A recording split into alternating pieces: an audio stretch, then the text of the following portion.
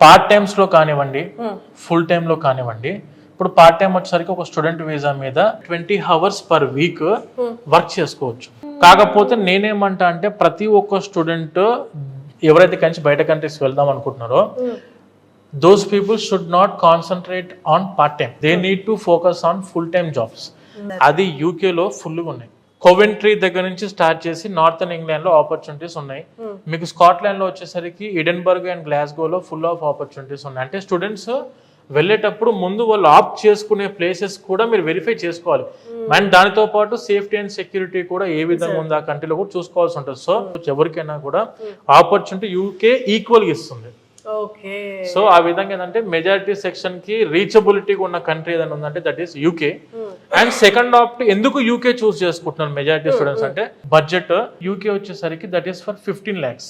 15 lakhs లో 2 years complete అయిపోయే విధంగా ఉన్న దేశం ఏదైనా ఉందంటే దట్ ఈస్ యూకే.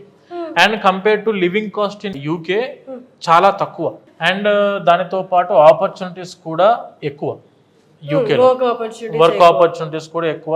స్టూడెంట్ కూడా వెళ్ళిన తర్వాత ఎంప్లాయ్మెంట్ వీసా కూడా 5 years ఎలిజిబిలిటీ వస్తాడు.